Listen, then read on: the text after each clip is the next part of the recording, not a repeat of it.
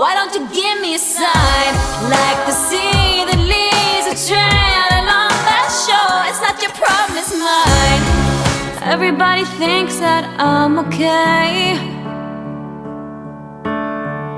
Sometimes I think I am too. I'm on the outside looking in. I'm waiting for the shockwaves to begin. Oh, won't you let me hold you for one time?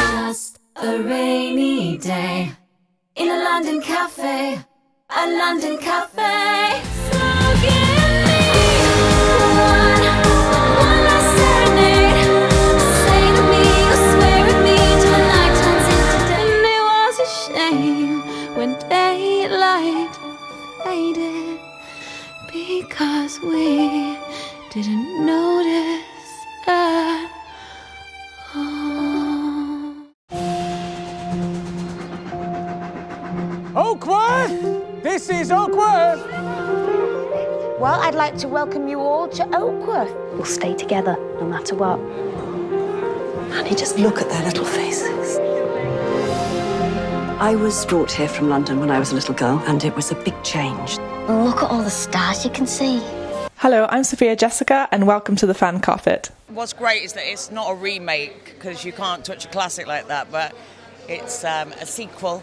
And yeah, it was amazing to film, amazing to meet Jenny Agutter, amazing to work with John. Yeah, it was just a joy to film. Well, I hope that people recognise some of the themes from the original Railway Children. Obviously, Jenny Agutter is in the film, and who was the star in such an iconic role in the original Lionel Jeffries film.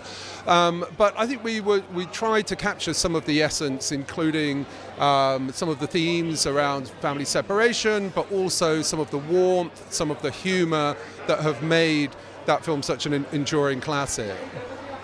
Yeah, I mean, look, you know, we understood right from the word go that the original is a beloved, you know, classic of British cinema. But I think we couldn't go into it kind of thinking too much about that. It's a new story. We very much wanted to honour the spirit of the original film, but they're new children. It's a film about evacuees in the Second World War. But, you know, I think there were so many nods to the original that and the tone of it is very much like the original. So I hope people, you know, enjoy this follow-on. Well, I live in Yorkshire with my family, and we were learning about the evacuee children at primary school, and I was looking for a film to show my daughters that kind of reflected that experience, and we sort of came back to the Railway Children, which I absolutely adore, but they'd never seen before. And I got to the end, and I, having lived in Haworth myself, I knew all the locations were all the same, and I thought to myself, why on earth hasn't anyone done a sequel using all the same locations, and could we move the action into the 40s? And kind of I started to concoct a story, and here we are, basically. I mean, it is a British classic. I have read the original, I've seen the original, and I think it will definitely. I think it's great that it's carrying on the story, and it's not trying to beat it. It hopefully carries the same kind of spirit, and I'm very excited for it.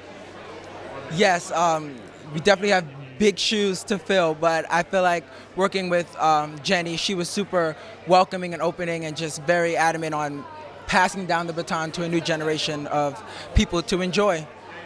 Well, I wasn't too familiar with it because I'd only watched it the Christmas before I got asked to audition, so I knew a little bit of the story, but not in great detail. Well, yeah, for me, because it's filmed in Yorkshire, if you're from Yorkshire, you most likely know the Railway Children. And I watch it every year at Christmas, so I know the story. And then starring alongside Jenny, who's in the original, it was surreal, yeah.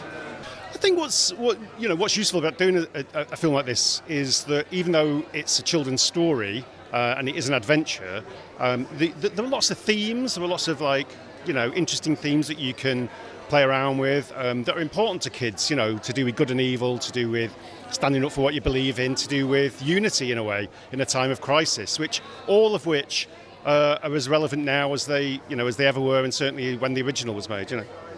So basically, our new Railway Children are a group of 3 evacuees from Salford in Manchester. and they're being moved out during the last wave of evacuations in 1944 out to the country.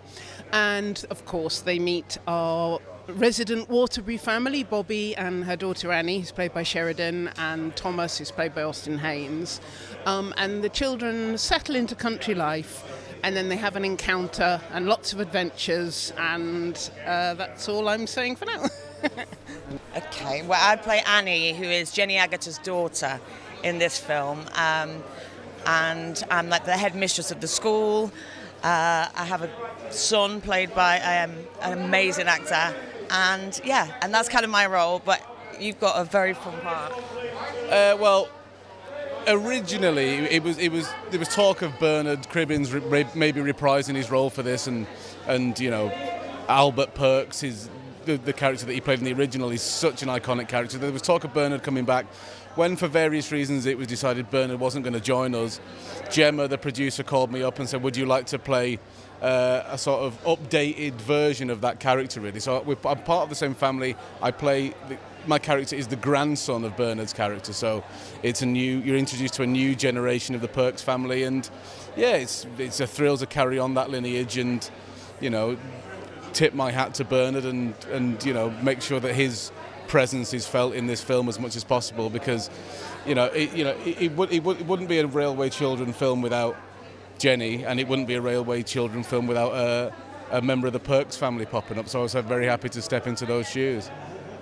Well, I play Thomas, who is Jenny, Bobbie's grandson, and son of Sheridan, who plays Annie. And he's a Yorkshire lad. He's from Yorkshire, and he's sort of quite dependent. He relies more on adults, to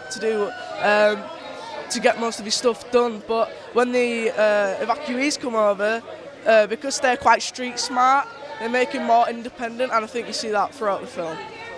Right, so Pattie, she wears a heart on her sleeve. She has a strong sense of right and wrong. She doesn't understand. She's trying to make sense of the world. Why, if the Americans are their friends, then why are they being mean to Abe? Because he's on the American side. And she hates dresses. Well, Lily is an evacuee.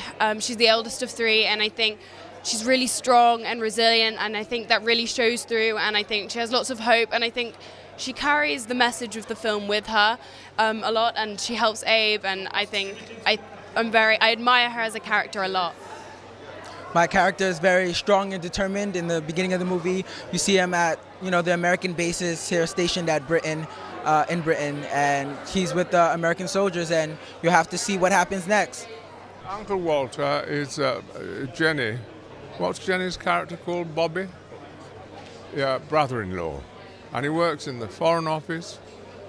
So he comes with information about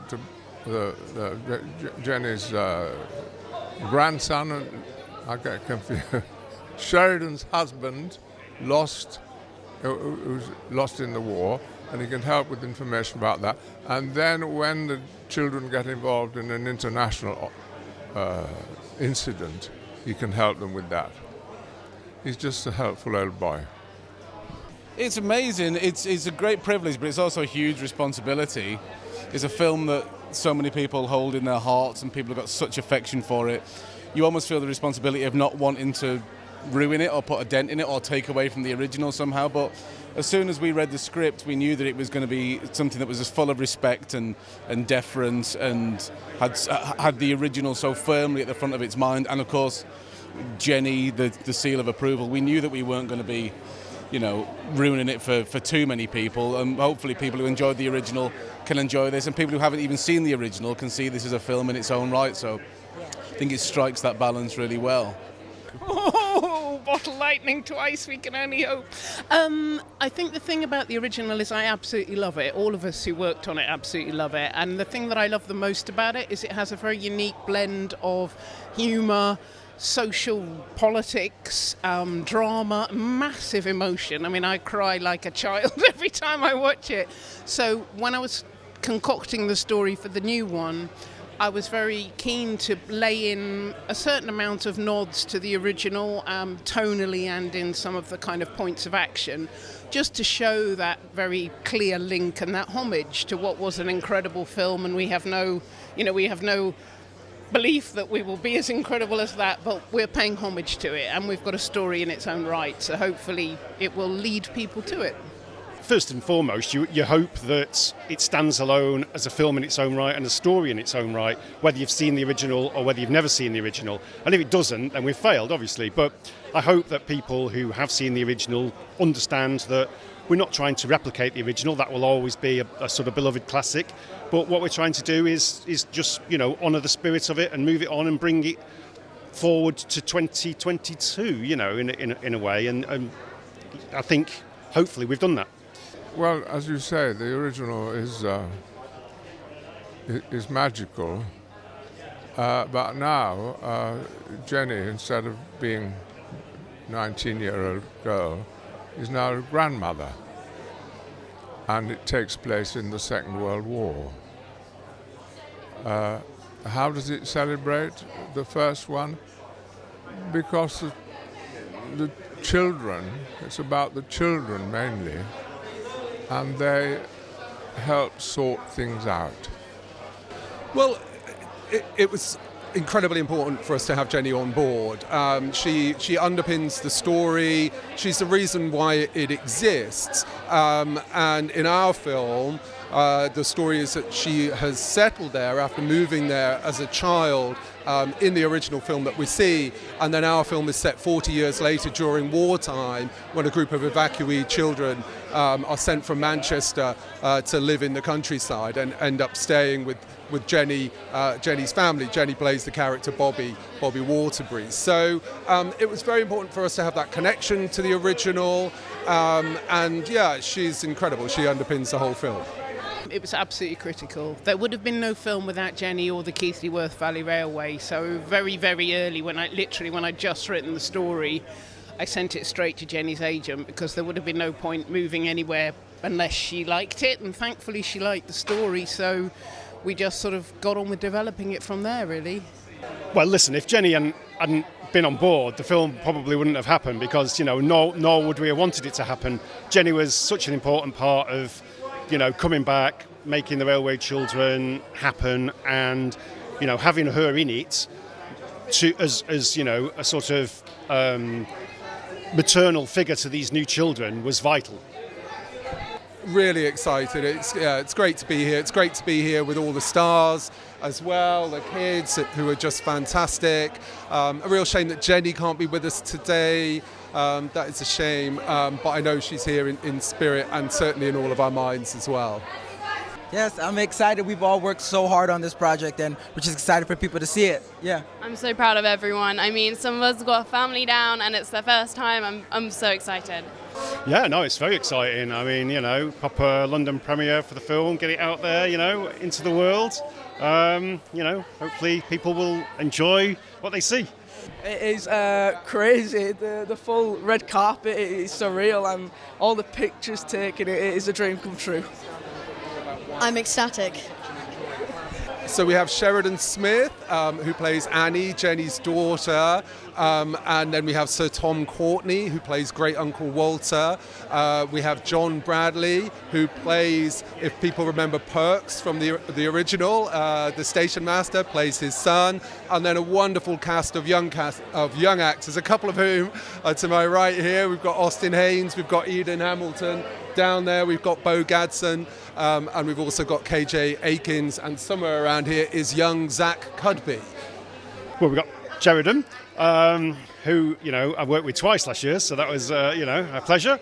Tom Courtenay, obviously legend, and then of course we've got, all the new kids, which, the film would live or die by how good the children are, really, in truth, and I think they're all brilliant. It was amazing. We were working alongside such legends. I mean, Tom Courtenay, John Bradley, Jenny Agutter, Sheridan Smith. It was so amazing to get to learn from them and just watch them, really. Yeah. Just watching them work on set, I mean, just admiring how amazing they were, how focused, and just we learned so much just watching and being in their presence. Yes, so basically we have our 3 children, our evacuees. We have Sheridan Smith playing Annie, who is Bobbie's daughter. We have Tom Courtenay, who is playing Great Uncle Walter, who actually is married to Phyllis, although we don't see Phyllis in the film. And then, who else have we got? Abe McCarthy is our American GI. We have Hugh Quashie, who's playing a role that I shouldn't mention because it gives it away. Who else do we have in it? John Bradley, of course. John Bradley's playing the grandson of Perks, of Bernard Cribbin's character, which is a lovely kind of continuation of that character at Oakworth Station. Well, people say you should never work with animals or children. Animals may be, but with children, it's wonderful to work with children. Much nicer to be upstaged by children than a lot of actors I could think of. Well, if you love the original film, I think you'll get a lot out of the new film, and if you haven't seen the original film, then it's a film in its own right. So hopefully it will satisfy both sets of audiences. Well, I'm doing a series for the BBC called £10 Ponds, so that's my next thing. Another period piece, actually. Yeah, it's set in 1956, and it's about when English people, British people, went over to Australia on the assisted migration scheme, and they were not quite as welcome as they thought they were going to be. Thank you for watching The Fan Carpet. Please follow us on Facebook, Twitter and Instagram for more content next time. You can make a difference. There's always hope. Friends are special. They're with us, side by side.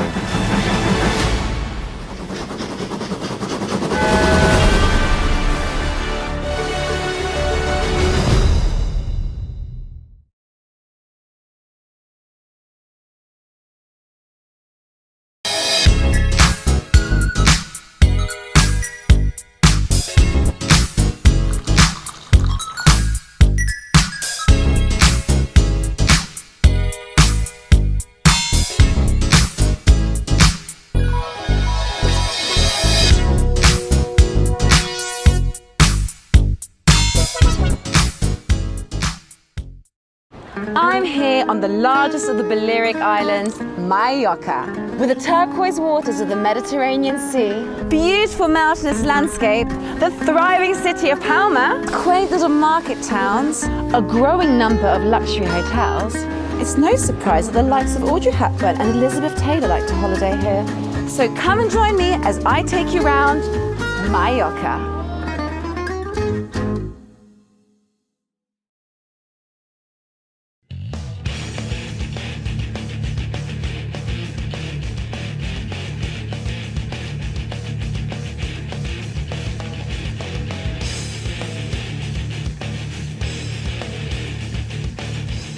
Thank you for watching The Fan Carpet. If you like this video, be sure to click that thumbs up button at the bottom of your screen.